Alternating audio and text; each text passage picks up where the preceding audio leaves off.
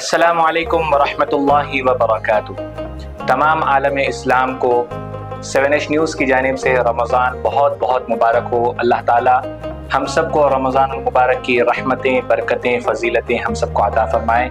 नाज़रीन इकराम, आप सबसे गुजारिश है कि इस माह मुबारक की कदर करें, अल्लाह ताला से दुआ करें कि इस माह मुबारक की बरकत से अल्लाह ताला हमारे ज़िंदगियों में खुशहाली अता फ़रमाए और जहाँ तक हो सके गरीब, यतीम, यसीर बच्चों का जो है ख्याल रखें, उनको जो है अपनी ज़कात उनको अदा करें ताकि जो है उनके भी जायज़ मकासद को वो पूरा कर सके, वो भी जो है अपनी खुशियाँ जो है मना सके।